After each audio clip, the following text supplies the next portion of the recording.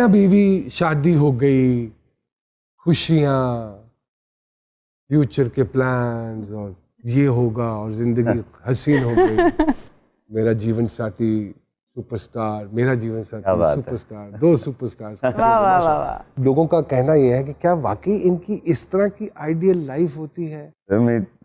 I think मतलब बहुत ही 3-4 साल हो गए, 3 साल हो गए, 5 साल होने वाले हैं, 5 साल होने वाले हैं इंशाल्लाह। और लगता है कि अभी कल की बात है। नहीं नहीं भाई सर, नहीं लग रहा है, नहीं उधर से लग रहा है, एकदम से लग रहा है कि 5 जिस तरह एकदम असद जी ने कहा है ना, नहीं कल की बात तो बिल्कुल नहीं।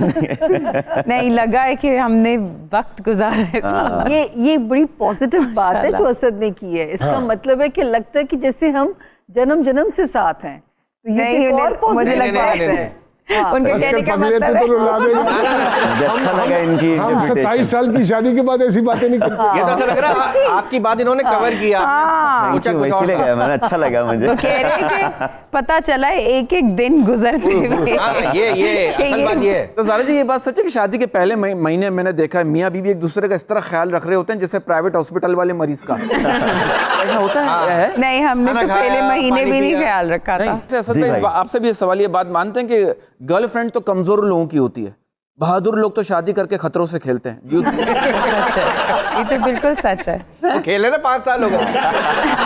सर पाकिस्तान में बदकिस्मती कोई हुकूमत 5 साल पूरे नहीं करती। अगर आपने 5 साल पूरे कर लिए तो बस आप सेफ जोन में आ गए। सर बड़ा क्यूट कपल है सर, मजा आता है इनकी बातें सुन के, इनको देख के बड़ी पॉजिटिव। वही बात पूछने लगे थे कि हर जोड़ा एक ख्वाब होते हैं। हम एक ख्वाब ही देखा जाता है। क्या वो ख्वाब ताबीर में बदलते नजर आते हैं जी दोनों को? मुझे लगता है शादी बिल्कुल फिल्मों वाली नहीं है, और शादी वही लोग करें जिनको रिस्पॉन्सिबिलिटी चाहिए जिंदगी में, या स्टेबिलिटी चाहिए, या बच्चे चाहिए।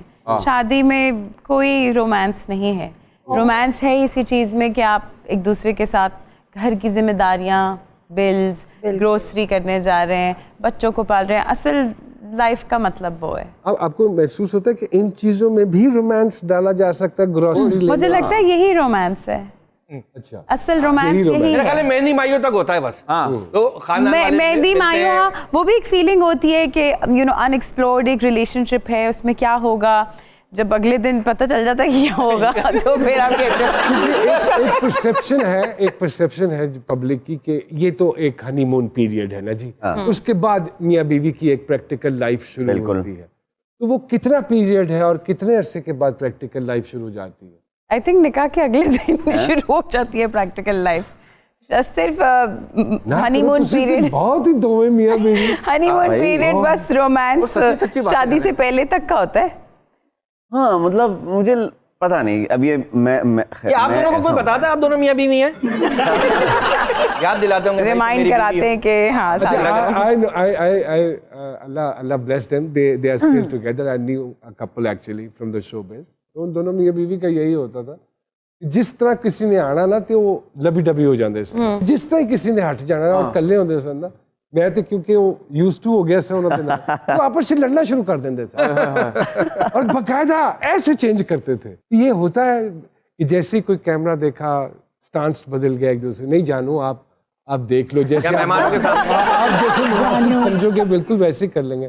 हाँ नहीं सदके जाऊँ, आप करें ना जैसे आप ऐसे होता है। कभी कभी ऐसे कुछ लोगों को देख के कहते हैं, ज़ारा जी तुम ऐसा देखती हो ना कि घर में तो आप ज़ारा जी मुझे समझ आ जाती कि अच्छा ऐसा कहती है जी, ऐसा जी बताएं। But I think it's just he is a very practical man and मैं एक ओवर द मून किस्म की लड़की थी, बट मैं इनके साथ A very pampered girl. हाँ, मैं इनके साथ अब सेट हो चुकी हूँ। यहाँ वक्त हुआ है एक छोटे से ब्रेक का। Let's take a quick break ji.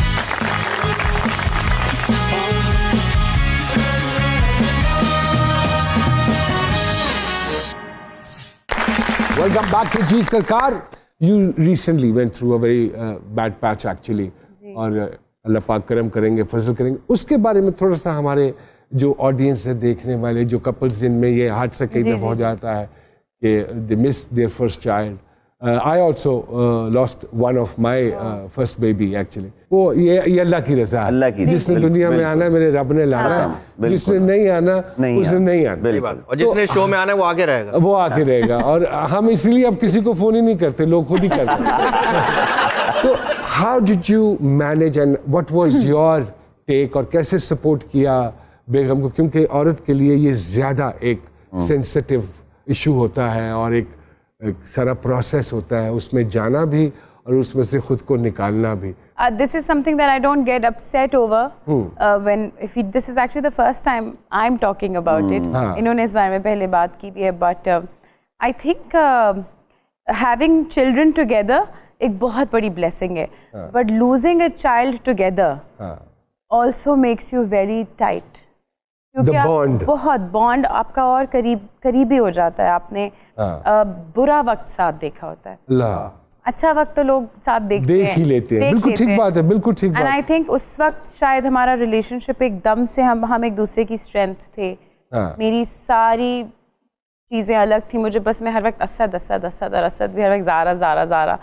I think it was that point, शायद अल्लाह मियां ने हमें और करीब करना था और समझाना था कि जिंदगी में रुकना चाहिए और काम और चीज़ों को और दुनियावी चीज़ों को प्रायोरिटी कम देनी चाहिए और फैमिली को ज़्यादा तवज्जो देनी चाहिए। So I think that's what we learned and I think it is very important for women to really focus on them physically. हम घर के काम करती हैं, बहुत सारी औरतें घर के काम करती हैं, माँ बाप के काम करती हैं, बट वो भूल जाती कि इनमें उनकी फिजिकल हेल्थ और mental health is very important because उन्होंने पूरी family to have a healthy child, to have a healthy child it is very important। जब मेरे साथ ये हुआ तो मैंने बहुत सारे डिस्कशन ग्रुप्स ज्वाइन किए टू फिगर आउट कि क्या होता है। I was shocked. आप जैसे आपने बताया कि आपके साथ हुआ, एवरी नाउ एंड देन हर दूसरे घर में ये हुआ है। तो ऑब्वियसली अल्लाह मियां की मर्जी तो है, बट आई थिंक औरतें अपना ख्याल नहीं रखती। हमारे साथ जब ये वाकया हुआ तो शी वाज वेरी अपसेट,